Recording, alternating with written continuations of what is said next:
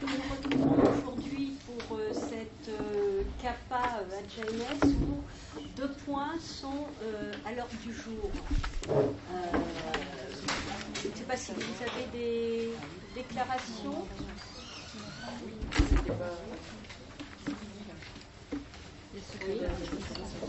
Ah, le secrétariat, oui, effectivement. D'abord, un secrétaire, effectivement. Merci.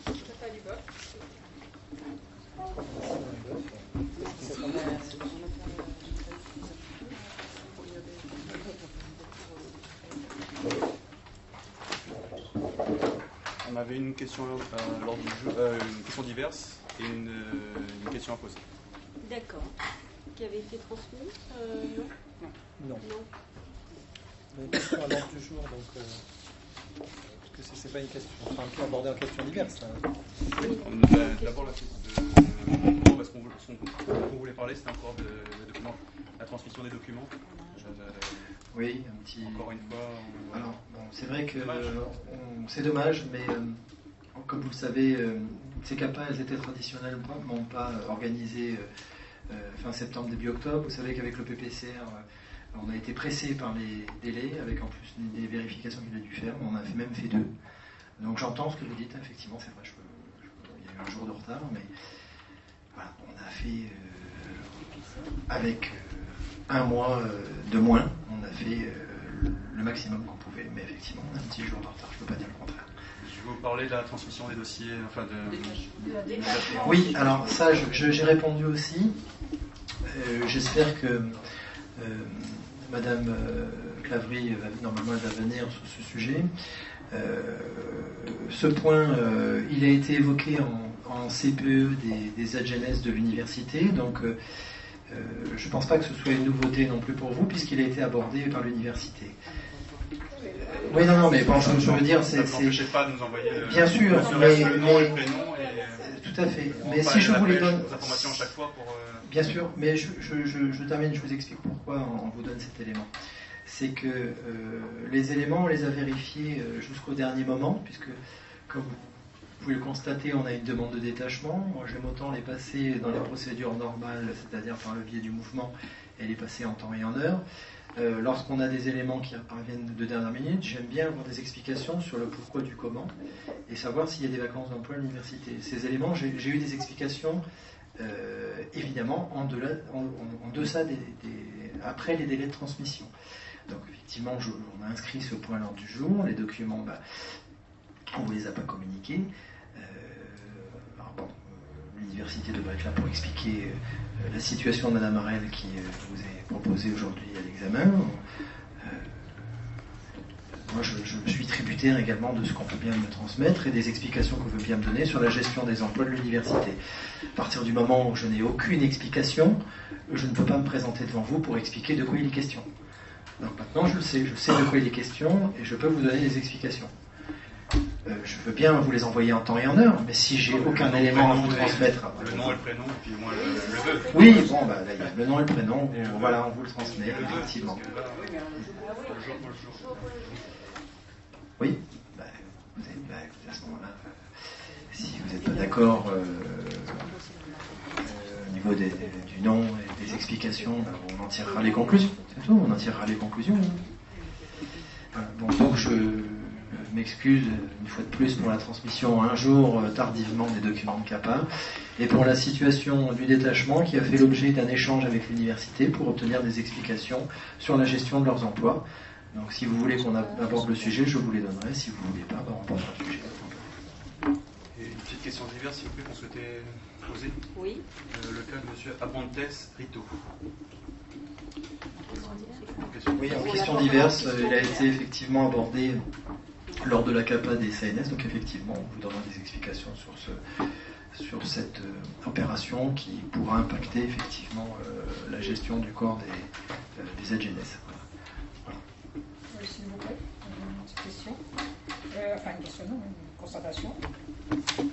À la page 17, numéro 32. Vous voyez comment j'épluche bien tout ce que vous m'envoyez. Elle est née en 92. Elle est radiée des cadres en 2016. Petite erreur de frappe. Oui. Elle est déjà partie. Vous pouvez faire parce que sinon, moi, je suis un fossile. Hein. Je reviens avec Enfin, 17, ligne 32.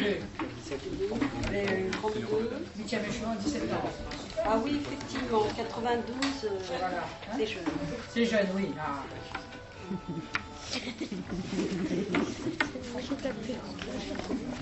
Ça sera modifié. Oui, toujours le mot de l'âge,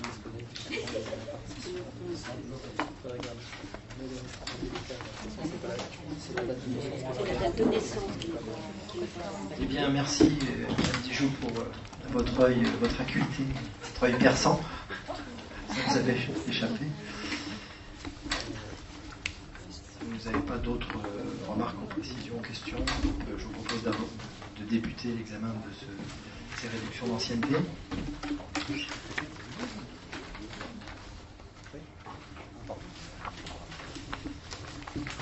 Donc, je vous rappelle le barème que nous avons établi pour nous. Donc, considérant une ouverture de droit en cas d'avis favorable et pas d'ouverture de droit en cas d'avis défavorable. L'objectif est de faire tourner ces réductions d'ancienneté en faisant un constat sur les 3 dernières campagnes, en intégrant désormais les néo-titulaires qui avaient été écartés jusqu'à présent, et de discriminer en cas d'égalité, en fonction d'abord de l'ancienneté dans le grade, et ensuite, si égalité sur l'ancienneté dans le grade, en fonction de l'âge. Voilà.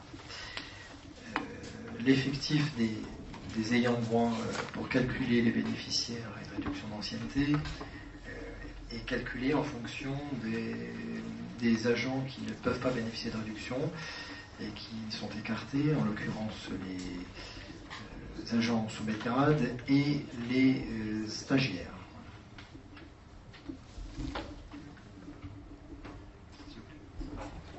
Une petite question. Pour la CAPA précédente, on avait promu des collègues et qui sont notés en sommet de grade là. Est-ce qu'ils ont le droit du coup de bénéficier de réduction? Parce qu'ils ont été promus la semaine dernière. La promotion, enfin, je vais bien la compléter, mais la promotion est à la même date. Donc si vous voulez, la promotion portable en avancement a lieu au 1er septembre. Et la réduction est accordée au titre de l'entretien professionnel 2015-2016, donc pour une période du 1er septembre au 31 août 2016. Donc la réduction n'est pas, comment dire, en sommet de grade, donc comme ils sont en sommet de grade, ça ne présente aucune utilité. En fait, c'est là qu'ils sont évalués sur une année où ils n'ont pas changé de grade. Donc la promotion, elle est pour l'avenir à compter du 1er septembre.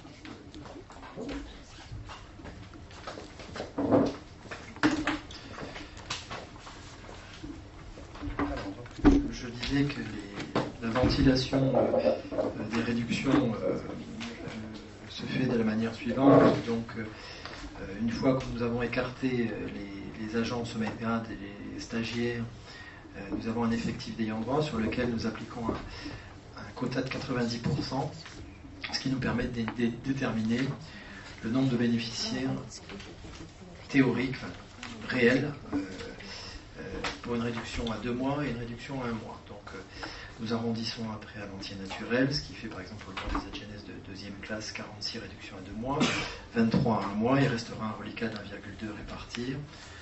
Même chose pour tous les grades, on ajoutera à la fin le reliquat de l'année antérieure pour déterminer l'attribution des reliquats. Donc pour le corps des AGNS C2,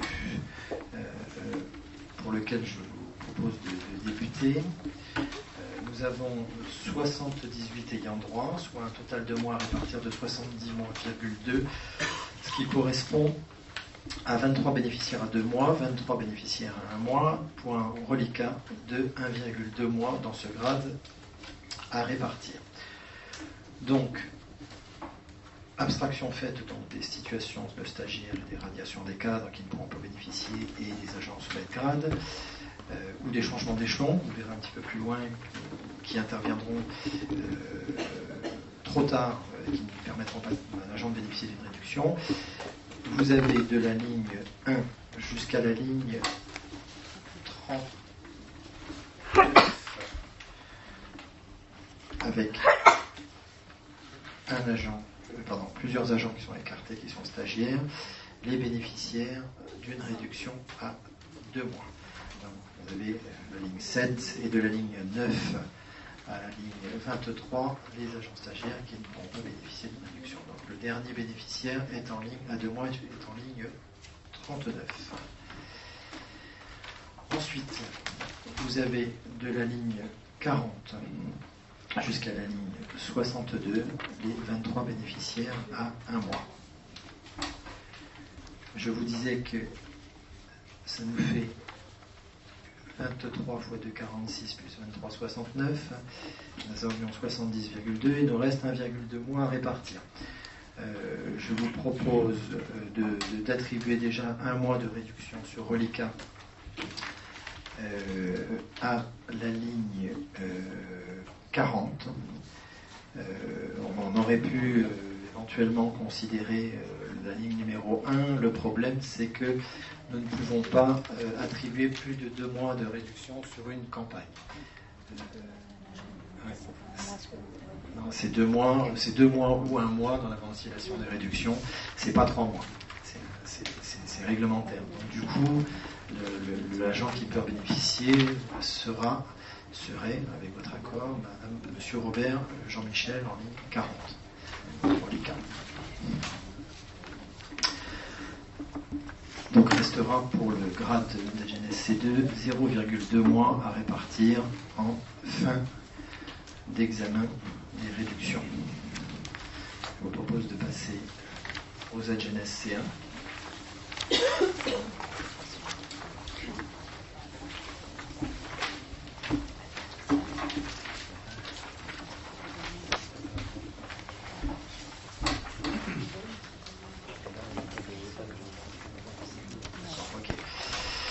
Alors, donc ensuite nous avons les AGNS C1, donc 195 ayant droit, soit 175,5 réductions mois réparties, soit 58 bénéficiaires à 2 mois, 58 bénéficiaires à 1 mois, et un reste à répartir d'1,5 mois à la fin. De la même façon, donc ont été écarter les situations pour les agents qui ne pouvaient pas en bénéficier. Je cherche ma page, je sais pas. Ah, c'est là. Donc, de la ligne 1 jusqu'à la ligne 60, vous avez les bénéficiaires de réduction à 2 mois. Ensuite, de la ligne 61 jusqu'à la ligne 119, les bénéficiaires d'une réduction à 1 mois. Donc, je vous disais, reste 1,5 mois à répartir. Donc, si on suit la logique appliquée tout à l'heure, donc la réduction pourrait aller en ligne 61. Toutefois, Mme Angot me précise que en ligne 193, il y a un entretien qui n'a pas été reçu, qui ne correspond à aucune situation permettant d'écarter cette réduction. Il n'y a pas de congé de maladie, pas d'entretien qui ne puisse pas être justifié par le congé de maladie du fonctionnaire. Donc ça pourrait être aussi une attribution d'1 mois. Alors, Madame, les autres situations, il n'y a peut-être rien de noté, mais bon, les autres situations, c'est aussi pareil, je le vois, ligne 191 aussi. Ligne 189, même chose. Donc c'est vraiment la seule situation, par défaut d'entretien professionnel, malgré les relances de la DEPAT, où nous pourrions attribuer une réduction, puisque je vous rappelle que l'agent ne peut pas être considéré comme responsable d'un entretien qui n'a pas eu lieu. Voilà, je vous propose soit la ligne 193, sachant qu'il y a déjà eu 2 mois sur les 3 dernières campagnes, soit en ligne, je remonte, 61, où il y a eu cette fois-ci 2 mois également. C'est au choix. C'est au choix. Alors peut-être à l'ancienneté de grade. Ancienneté de grade 2 ans.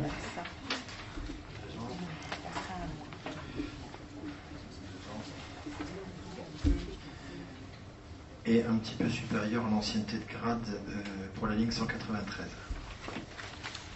Donc, comme c'était le premier critère, on pourrait partir sur la ligne 193. C'est quand même inadmissible qu'elle travaille au rectorat quand même cette dame-là. Pourquoi est-ce qu'elle n'est pas une entretien?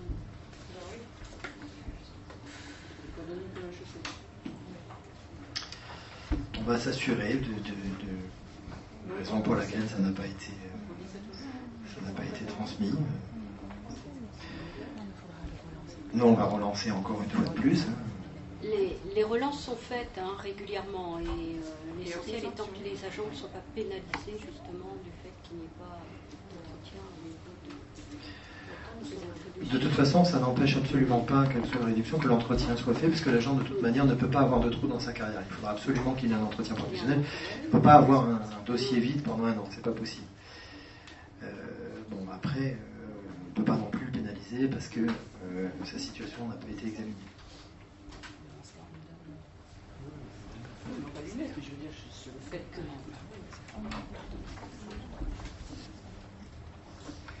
Donc on part sur la ligne 193 au titre de reliquat. Ok, merci.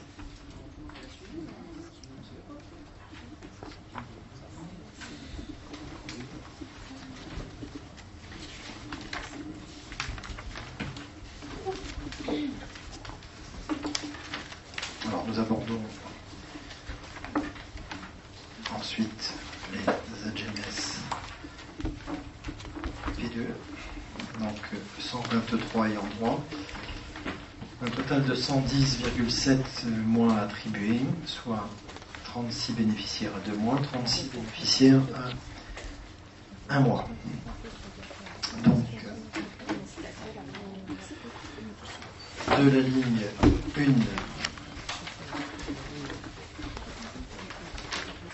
jusqu'à la ligne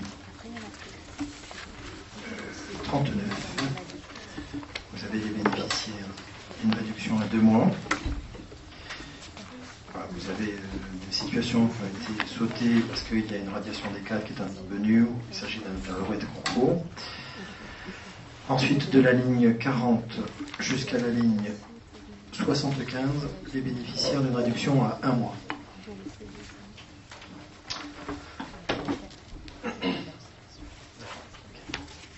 Donc là, il restera, je ne sais pas si je vous l'ai dit, donc 2,7 mois à répartir, puisque 36 à 2 mois, 72 plus 36, 108, nous avions 110,7, donc il reste 2,7 mois à attribuer. Alors, concernant les attributions sur reliquat. Alors, nous avons situation de... Heureusement, c'est pas la généralité. C'est des situations tout à fait exceptionnelles qui, évidemment, ne vous plaisent pas, ça je peux l'entendre, ça ne me plaît pas d'ailleurs en personnel, mais en tout cas, ça reste des exceptions. Donc, nous avons la situation de Madame Payette Catherine, qui est en page... en ligne, pardon, 123, page 16. Voilà, ici. C'est la dernière sur ce grade. Alors bon, pas d'entretien, donc peut bénéficier d'une réduction à 1 mois, 2 ans d'ancienneté dans le grade, et par rapport aux personnes qui arrivent immédiatement après,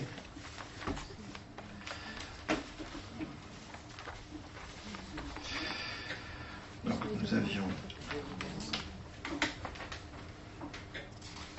Madame Rosé, 9 ans d'ancienneté dans le grade. Donc je propose d'attribuer 1 mois à Madame Rosé. Forme de son ancienneté déjà dans le... Ah pardon, oui, non, mais elle a déjà 1 mois, mais après ce sont des attributions. Enfin, on pourrait partir, oui, vous avez raison, Madame Malégol. On peut déjà partir sur la situation d'entretien professionnel déjà de Madame, parce qu'il y a déjà un mois, effectivement, vous avez raison, sur la ligne 123, Madame Payette.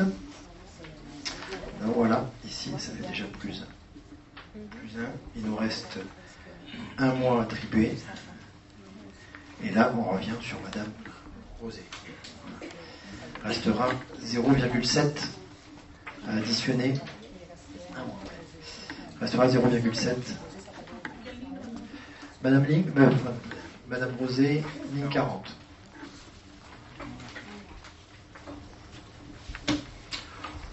Donc restera 0,7 pour les AGNS P2. On passe aux AGNS P1. 96 ayant droit, soit 86,4 mois à répartir, soit 28 bénéficiaires à 2 mois et 28 bénéficiaires à 1 mois. Il restera 2,4 à répartir au titre du reliquat. Donc, il bénéficie d'une réduction à 2 mois. Donc, de la ligne 1 jusqu'à la ligne 34. Ensuite, à 1 mois de la ligne 35 jusqu'à la ligne 63. Donc 2,4 mois à répartir. Donc là, nous devons passer immédiatement aux situations à 1 mois. Donc, peuvent obtenir 1 mois. Donc, la ligne 35 et la ligne 36 sur reliquat.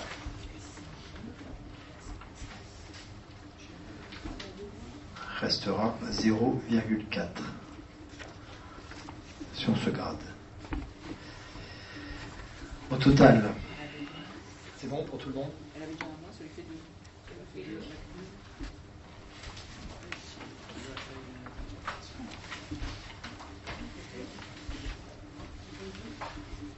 C'est bon pour tout le monde?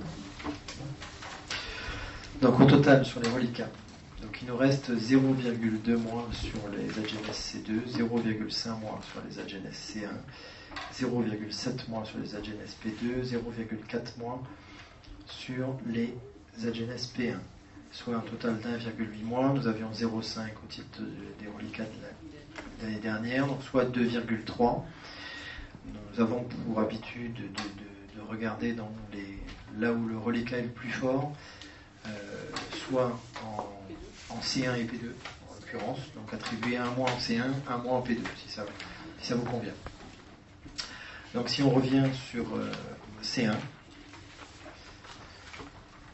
donc C1 nous avions attribué 1 mois à Madame Moniteur, nous pourrions également en ligne 60 au bon endroit, C1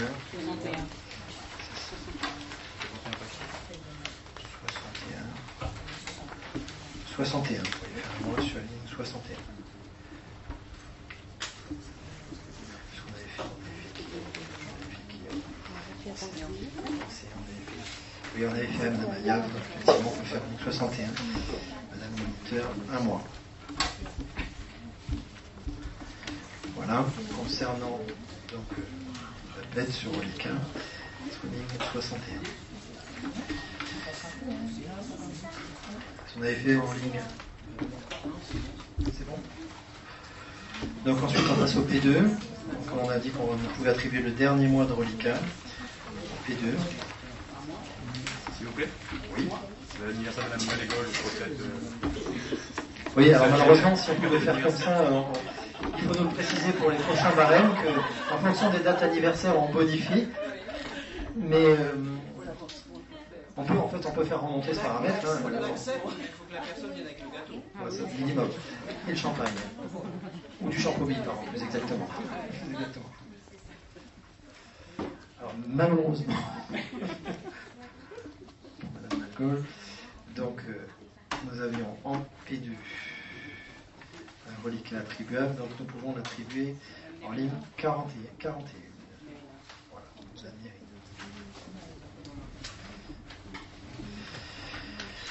Et il nous restera 0,3 mois que nous ne pouvons pas attribuer. Un mois en ligne 41.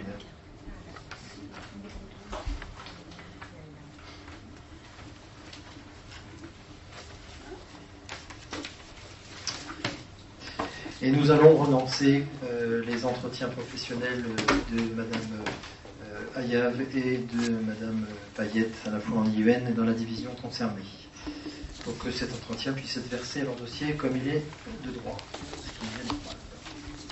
Voilà. Nous abordons, si vous le voulez bien, le deuxième point qui a été ajouté à l'ordre du jour et qui concerne la situation de détachement. Nous avons transmis effectivement le nom de la personne concernée avec un petit tableau. Donc il s'agit de la situation de Madame Harel qui exerce à l'université.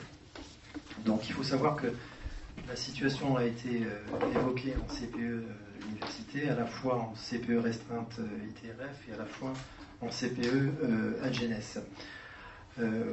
Pour résumer, puis après je céderai la parole à Madame Clavry. L'université n'avait plus de support ATRF pour permettre d'intégrer Madame Harel, qui avait été détachée dans un premier temps en provenance de l'ONF sur ce support. Et afin de ne pas obliger cette dame à réintégrer l'ONF qui ne disposait plus de support, ce qui leur obligeait à partir en métropole, l'université a conservé un poste pour permettre son détachement en son sein et surtout lui permettre de rester à La Réunion. Donc voilà, cette situation n'a pas pu être appréhendée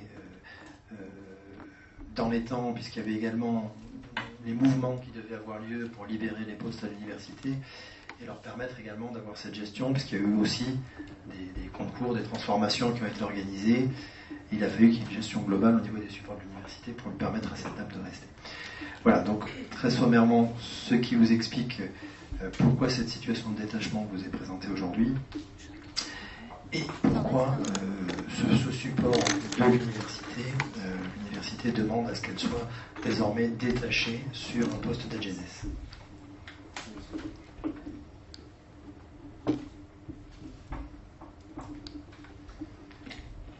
Est-ce que vous avez des questions?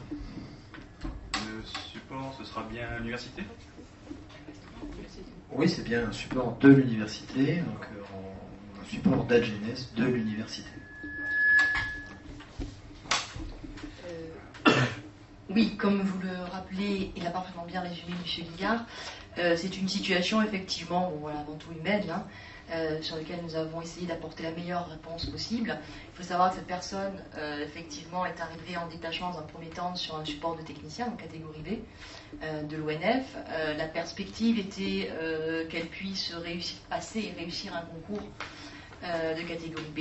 Malheureusement, ce n'a pas été le cas, puisqu'elle n'a pas été admise à ce concours.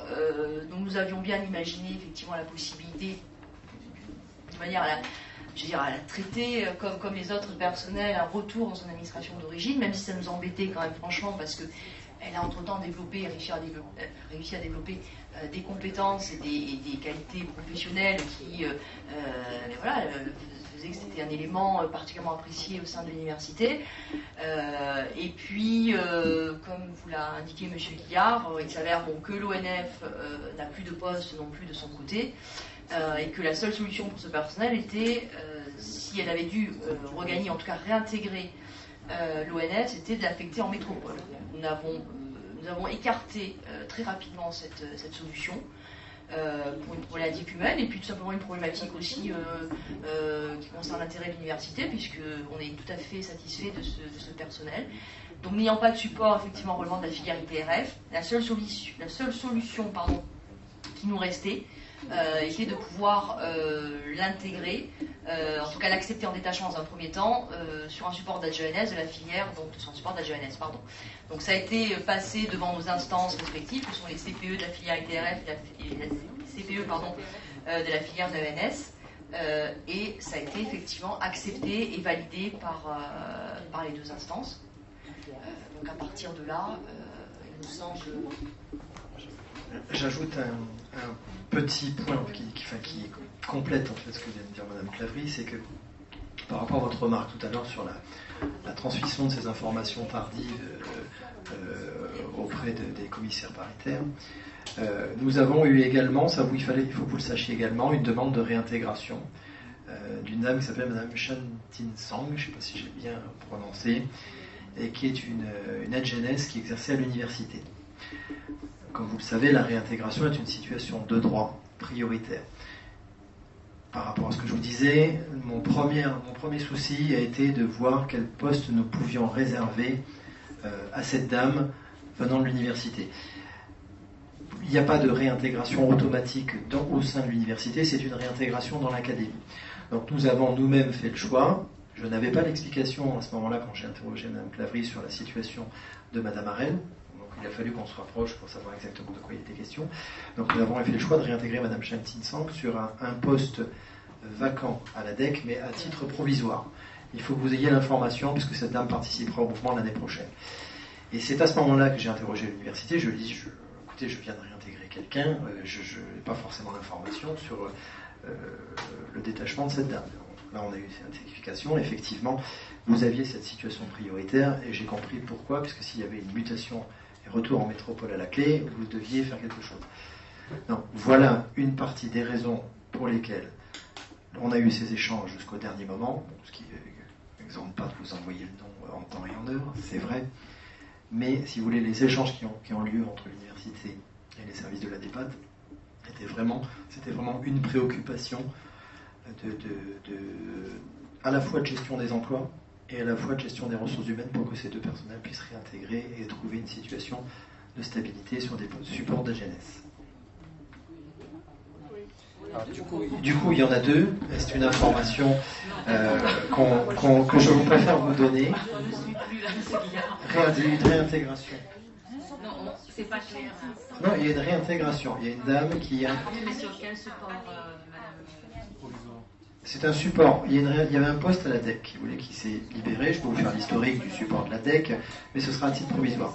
Le support de la DEC s'est libéré parce que vous avez une dame, je ne vais pas vous donner les noms, qui est partie au mois d'octobre, qui a libéré son support suite à une disponibilité après CAPA. Ah oui, mais le SOAD, il passe après les réintégrations, qui sont des situations de droit. Les réintégrations. Le support est vraiment vacant. Je reprends. Au 1er octobre, vous avez une dame qui suit son conjoint, qui est obligé de partir, de prendre une disponibilité. Le support devient vacant. J'ai une réintégration qui m'est présentée à l'université, d'un agent de l'université à ce moment-là. Je regarde si ça peut se faire à l'université. Je vais vous expliquer les raisons pour lesquelles c'est pas possible. J'ai un support vacant à ce moment-là. Je réintègre la personne en affectation à titre provisoire, puisqu'elle ne l'obtient pas définitivement. Elle participera au mouvement Intram l'année prochaine. Je ne vois pas comment faire autrement, si ce n'est vous donner l'information aujourd'hui, que de réintégrer un agent sur un support vacant, sachant que la réintégration est une situation de droit.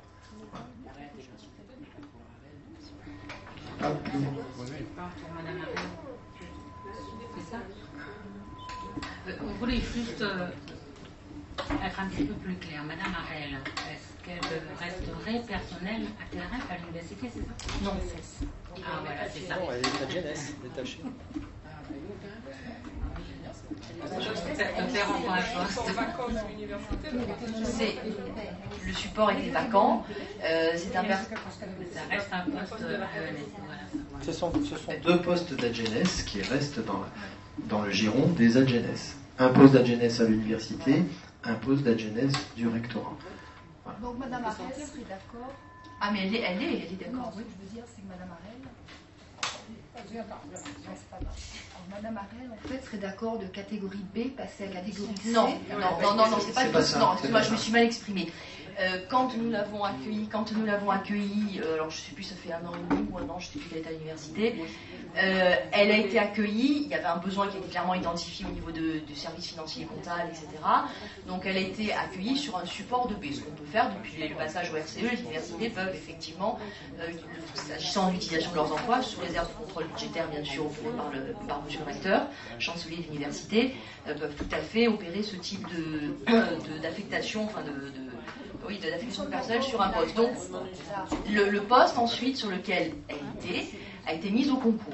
Nous avions imaginé à l'époque que Madame Harel, qui avait les titres, le diplôme, l'expérience, pouvait réussir ce concours. Sauf qu'un concours est un concours, reste un concours, voilà, et qu'elle n'a pas été reçue à ce concours.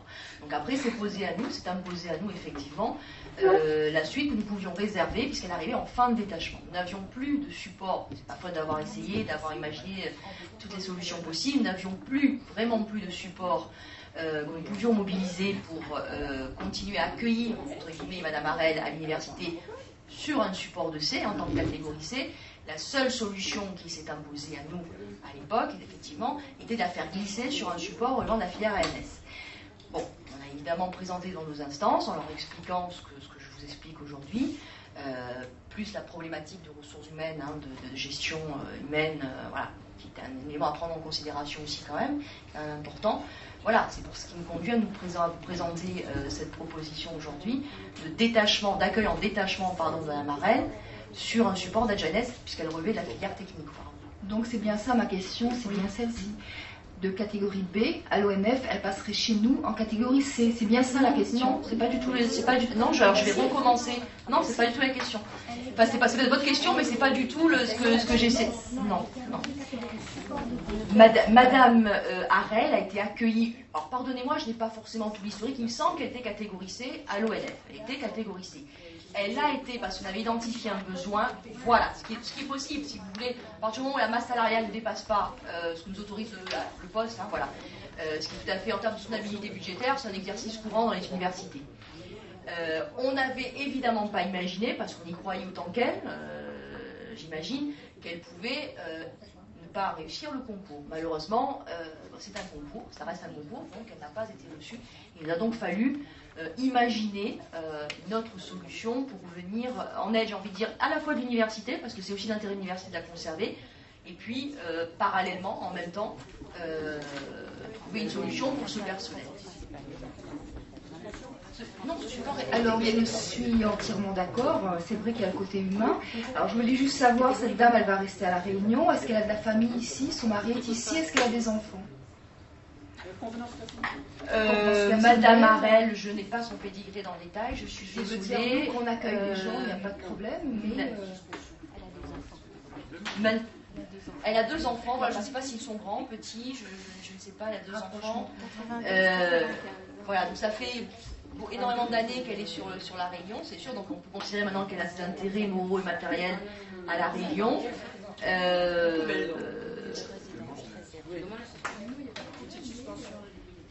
Maintenant,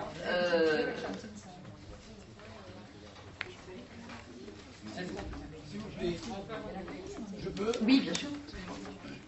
J'aimerais juste savoir, comment peut-on anticiper sur le résultat d'un concours? Non, on n'a pas anticipé, on a espéré. Pourquoi? Oui, espérer, c'est une chose, voilà. Mais ça que je voudrais pas comprendre, moi, au départ, on a anticipé ce qu'on appelle le résultat programme d'un concours, ce qui est quand même un peu, connaissant la situation du concours, on ne sait jamais. Donc c'est là, je pense que là, ça risque de fauter. Alors, si je peux vous apporter un élément de réponse, on espère toujours faire monter en compétence nos personnels. Je ne pense pas qu'on puisse nous le reprocher. C'est une démarche qui est tout à fait normale lorsqu'on fait de la GPEC, de la gestion prévisionnelle des emplois effectifs et compétences. On essaie toujours, effectivement, en fonction de nos besoins, bien sûr, des besoins de l'université, de ce qu'elle calibre, de ce qu'elle préfigure en termes de besoins d'emploi et de niveau de catégorie d'emploi. On essaie toujours, effectivement, lorsqu'on considère que la personne semble avoir, en tout cas, les compétences parfaitement en adéquation, on essaie toujours d'imaginer, alors vous appelez ça d'anticipation, ou de la mauvaise gestion, ou ce que vous voulez. Moi j'appelle ça d'accompagnement de personnel sur une montée en compétences compte tenu de son expérience passée, et surtout compte tenu des formations que nous étions en capacité de lui apporter. Maintenant, effectivement, un concours, et heureusement, j'ai envie de dire, et heureusement, reste un concours, sinon ça n'aurait plus de sens. La preuve en est, c'est qu'elle n'a pas, effectivement, elle était en compétition avec d'autres, elle n'a pas réussi ce concours.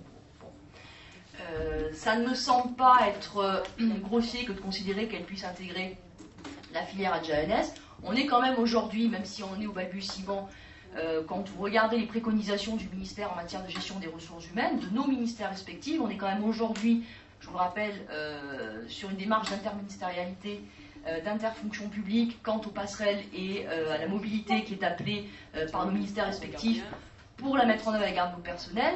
Bon, ça ne me choque pas personnellement. Je comprends que ça puisse vous poser, que vous puissiez vous questionner en tant que directrice des ressources humaines, dans l'obligation qui nous est faite aujourd'hui de développer la mobilité de nos personnels. Quand je dis nos personnels, ce n'est pas ceux de l'université, je parle au sens large du terme, de nos personnels. Ça me semble être une démarche tout à fait normale que de pouvoir envisager des passerelles entre des filières, des ministères, des fonctions publiques différentes. Aujourd'hui, effectivement, le reproche qu'on nous fait à l'université, enfin que nos représentants du personnel de la filière ITRF nous font, c'est qu'effectivement, quand on a eu à débattre de la même chose à peu près dans nos instances, avec y compris les représentants de la filière ITRF, leur propos était de dire ah oui, mais bon, tant mieux si la filière AENS l'accueil, c'est très bien, mais nous, quand on veut sortir, quand on va à l'extérieur, on a les plus grandes peines du monde. Mais je dis, ben voilà, regardez la preuve. Si à un moment donné, personne ne donne l'exemple, si à un moment donné, personne n'ouvre les portes, si à un moment donné, personne ne donne effectivement la volonté de faciliter la mobilité, et si personne ne commence, effectivement, on n'y arrivera jamais. Et on trouve aujourd'hui, surtout sur un territoire aussi petit que La Réunion, et on le sait tous,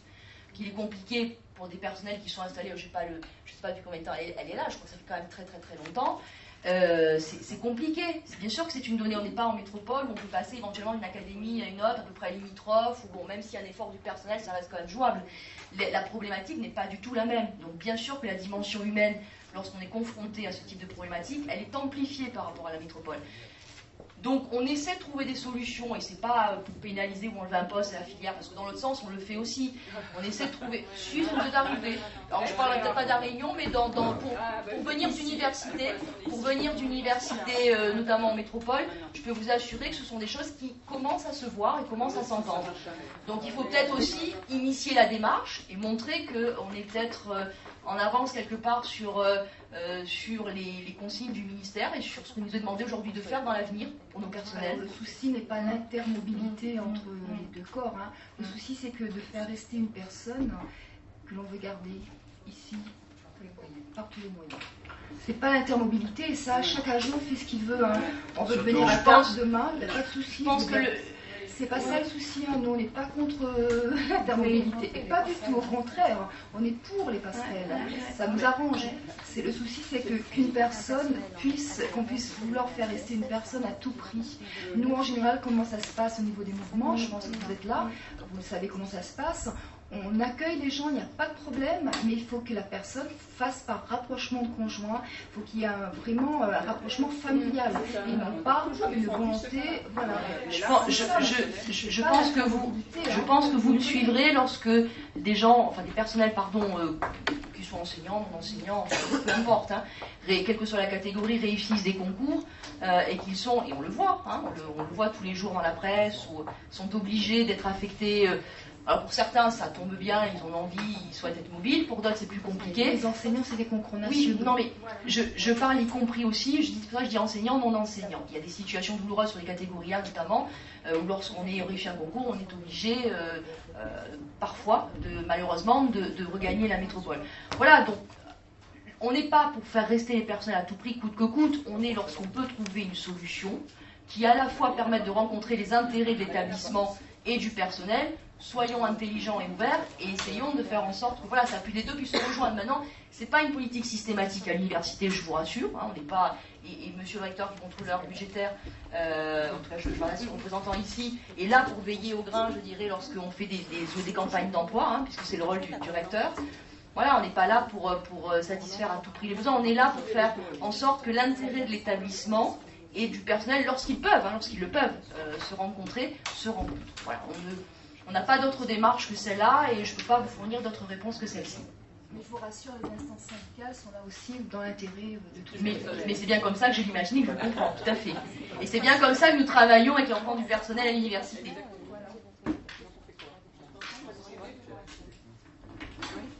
Demande une une suspension, s'il vous plaît. Suspension.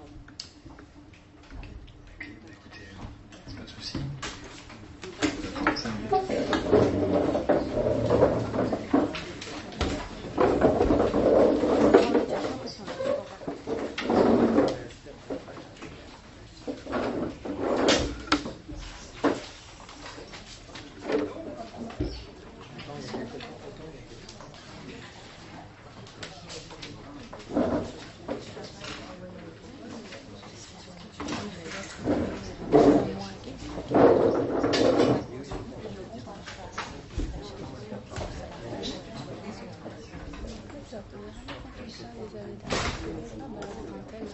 Si on remontait, des fois on remonte. Pas un chose à tenir. Ouais, je sais pas produit. Nous, ça s'est produit dans notre corps.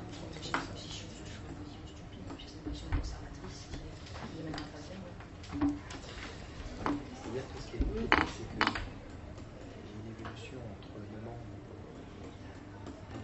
c'est l'université, l'évolution de gérer ses emplois, de mettre en détachement, mais aussi en conscience dans un support d'adjoint. Là, on a c'est un support d'adjoint, ça aurait pu être proposé, ça aurait pu être un sujet réservé, qu'on a pris comme ça, ils ont bien compris que c'était un support d'adjoint qui ne partait pas.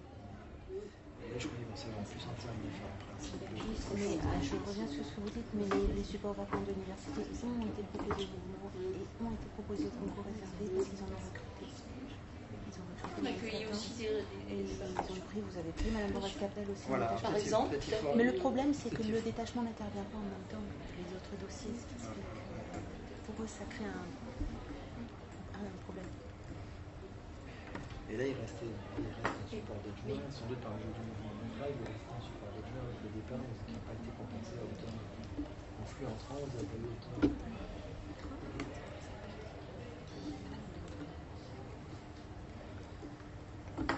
Bon, on avait rajouté le point lors du jour, mais l'info, vous n'avez pas eu non, mais on avait rajouté. Mais ils demandent. Et là, ça va être partagé ou c'est les autres unanimes? Là, ils vont être négatifs. Défavorable.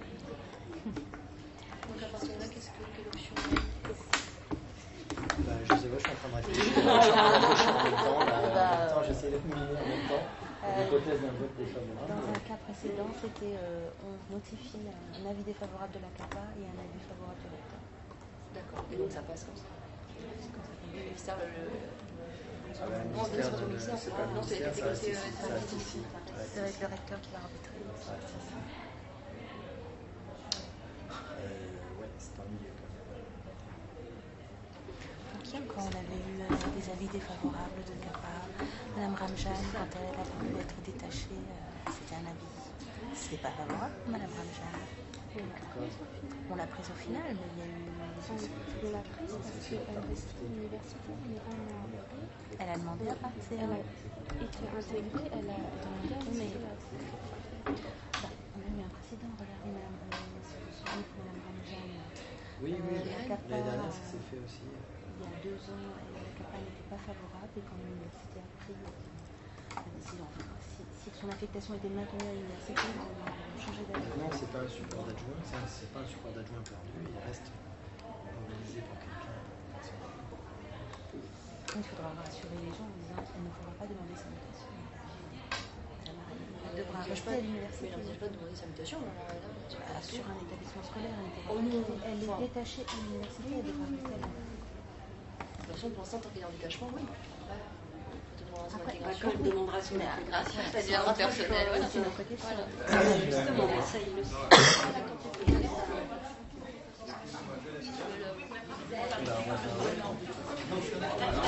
Très bien. Cette administration, il faut personnel. Oui.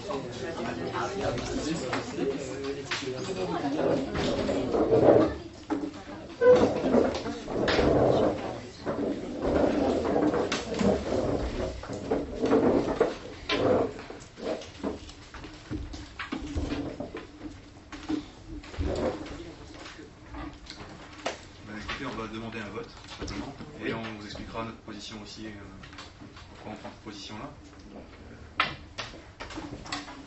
Ok, écoutez, alors on va regarder pour le vote. Donc,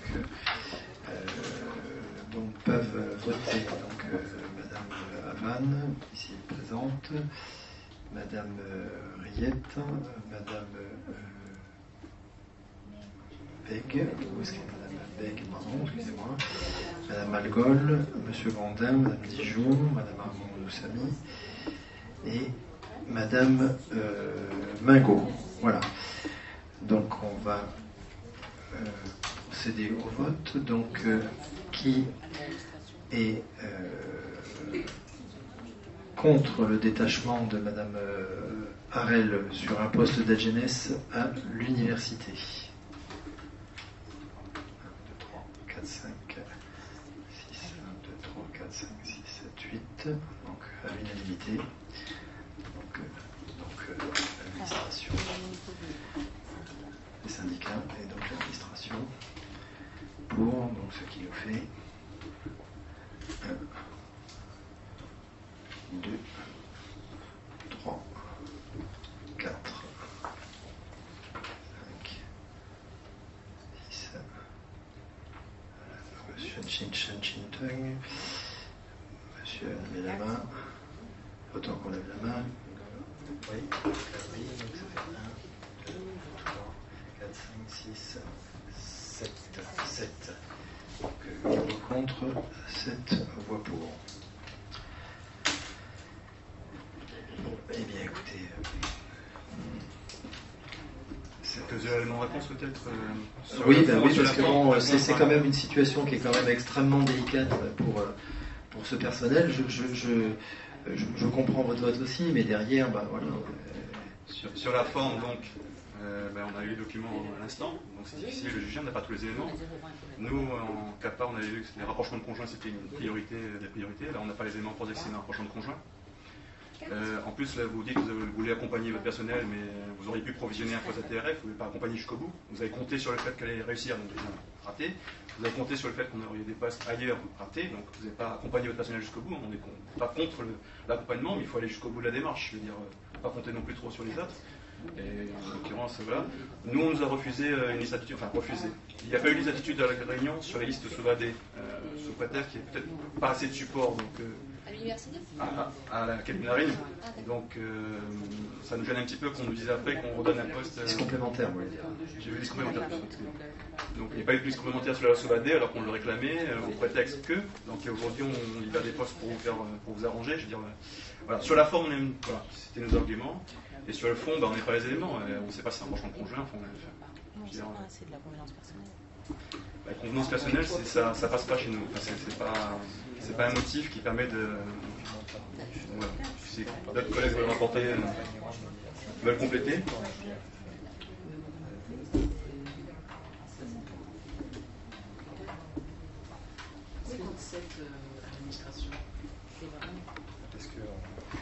Parce qu'on est 7. On va pas doubler les voix. On a recompté. Pourquoi 4? Parce qu'il y a des suppléants qui sont là. Tout comme il y a des suppléants. De toute façon, c'est un avis. C'est un avis qui est donné. Les administrations. Non, là, il y a une titulaire. Non, Madame Mingot a été suppléante, mais a voté en tant que titulaire. Mais du côté de l'administration, est-ce qu'on peut avoir les... Excusez-moi. Est-ce qu'on peut avoir les noms des personnes? Vous les avez, en face. Vous avez Madame Claverie qui est titulaire, vous avez Madame Schulten qui est titulaire, vous avez Madame Alamélama qui est titulaire, vous avez Monsieur Millet qui est suppléant mais qui vote en tant que titulaire, Monsieur Guéraud. Mais non, Monsieur Millet, il est le suppléant de Madame. Oui, mais il n'y a pas de suppléant de. C'est pas suppléant dans l'administration, il n'y a pas de suppléant de. Là, nous, on n'a pas d'étiquette, si vous voulez, syndicale ou de grade, etc. On n'est pas suppléant de. Donc, si, vous, parce que vous êtes une liste syndicale avec des élus, avec un ordre précis. Bon, excusez-moi, autant pour moi, j'étais pas au courant. Non, mais ça ne change pas le fait que ce soit 8 et 7. Hein. On va essayer de Non, mais c'est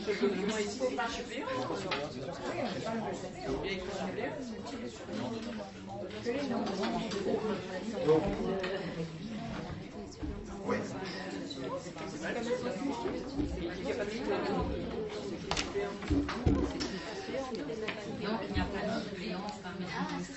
Oui, mais nous, si vous voulez, là où vous avez un suppléant, vous avez en face, vous avez une étiquette syndicale, vous avez CGTR, CGTR. Donc, à quoi ça servirait de mettre vous voulez qu'on mette rectorat, le PLE, université, par exemple. On est tous, ils font tous partie de l'administration. Bon, de toute façon, ça ne change pas le vote, ça fait 8 votes, 8 votes 30 pour le représentant personnel et 7 votes 30 pour l'administration. Voilà. Donc, bon, je regrette quand même, hormis la transmission tardive des documents et cette explication, je regrette pour la situation de l'intéressé ce choix, malgré vos explications. Bon, parce que quelque part, il ne faut pas oublier que c'est quelqu'un qui vient de métropole, qui a été accueilli en détachement. De l'ENF, pardon. D'ici, donc bon, qui va, en théorie, avec ce vote, va être obligé de retourner, puisqu'il n'y a pas de support, elle sera obligée de retourner d'où elle vient. Non mais, moi, si vous voulez, je prends acte. Bon. Écoutez, la décision. En tout cas, l'avis est pris pour ce détachement. Voilà. Vous aviez une question diverse. Alors, Monsieur Abrantès. Donc, Monsieur Abrantès, situation qui a été évoquée lors du mouvement au mois de fin mai, début juin. Monsieur Abrantès est arrivé au mouvement des AGNS en provenance de l'Académie de Mayotte. Monsieur Abrantès, à ce moment précis, avait été proposé également par l'Académie de Mayotte au titre de la liste d'aptitude et était retenu. Il s'est trouvé sur une mutation qu'il lui était possible d'obtenir et en même temps sur une promotion dans le corps de catégorie B proposée par Mayotte. Donc, a priori, au moment où ça s'est présenté, sur une alternative. Soit il reste à Mayotte en tant que B, ou soit il vient chez nous en tant que C. Après analyse avec le ministère, c'est vrai que les promotions ne peuvent pas être opposées au personnel, si vous voulez, sur des problématiques de mutation, lorsqu'ils sont proposés à une promotion. Et c'est valable à la fois dans le corps de la filière ANS comme dans la filière ITRF. Un personnel qui est promu, on ne peut, même si on demande de choisir, on ne peut pas lui opposer, si vous voulez, vous êtes promu, il faut choisir entre une mutation et une promotion. C'est pas comme ça que ça marche. C'est ce qu'on lui a demandé, hein, parce que je l'ai rencontré, il m'a dit... Oui, mais bon, si vous voulez, le cas de figure, ça c'est des échanges qu'avec le ministère, le cas de figure est tellement peu fréquent que nous, de tout état de cause, nous n'avions pas de poste de B à ce moment-là pour l'accueillir, et en tout état de cause, c'était pas à nous de l'accueillir en tant que catégorie B, parce qu'il était promu par Mayotte. Donc, des échanges ont eu lieu avec le ministère, et afin de sortir de cette situation, donc, ce qui a été expliqué lors de la CAPA des CNS, ce qui a été voté avec un avis favorable pour la CAPA DB, c'est permettre la promotion de M. Abrantès, tout en le laissant sur son support de C qu'il a obtenu au mouvement, c'est-à-dire de permettre un surnombre en masse salariale avec une promotion de B sur un support de C, avec en fil conducteur le fait que cette promotion de B intervient bien sur le contingent de l'Académie de Mayotte et n'impactera en aucun cas le contingent de l'Académie de la Réunion. Donc le support B de Mayotte est impacté sur lui. Alors, le support de B ne vient pas, ça ce serait trop beau, ne vient pas dans l'Académie. Il reste, c'est pris sur, si vous voulez, sur les promotions de Mayotte, sur le contingent. Il vient sur un C. Nous faisons un surnombre masse salariale avec une masse salariale de B sur un support de C. L'année prochaine, M. Abrantès affectés obligatoirement va être affecté à titre provisoire en qualité de B et sera obligé de participer au mouvement intra-académique des B l'année prochaine, puisqu'il n'a rien obtenu chez les B. C'est-à-dire qu'il sera affecté à titre provisoire chez les B. C'est-à-dire qu'on va lui expliquer, on va lui écrire. Effectivement, on attend un courrier du ministère qui va nous être communiqué, lui expliquant qu'il est bien promu en catégorie B sur un support de C, et qu'à ce titre, il devra participer au mouvement intra-académique des B l'année prochaine. Voilà. Les promotions qui seront accordées en catégorie B, que ce soit au titre de la liste d'aptitude ou des ouvertures concours, ne seront pas, si vous voulez, en diminution. Ce qu'il faudra tenir compte, c'est que il y a effectivement, en termes de contingent, si vous voulez, le nombre de promotions ne sera pas en diminution de par cette situation. Par contre, M. Abantès prend effectivement un support de B l'année prochaine au mouvement intra. Ça, il le prend. Ça, c'est clair. Donc, il faudra l'intégrer dedans sur le prochain support de B. Chez les C, il y a un support vacant qui sera libre et qui reviendra dans le mouvement des C. Ou mouvement, enfin d'abord le mouvement et ensuite sur les concours.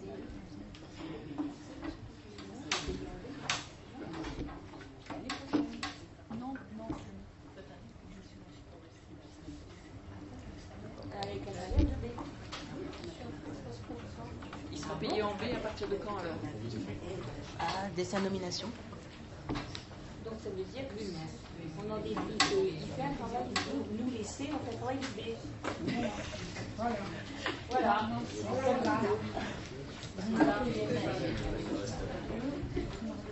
Voilà.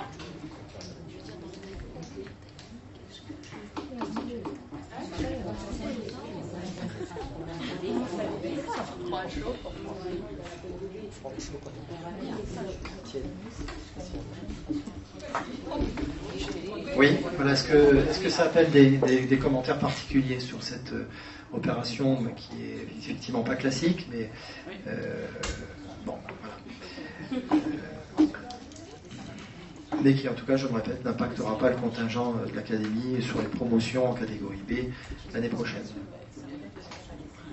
Alors voilà, c'est une information que je vous donne, parce que c'est une question diverse, mais voilà. Bon, ce qu'il faut retenir, c'est que vous aurez bien un support de C qui va se libérer l'année prochaine.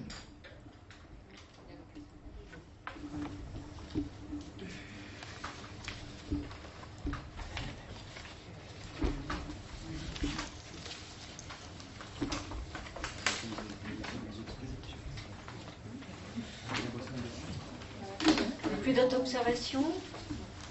On conclure donc. Eh bien, en vous remerciant en tout cas.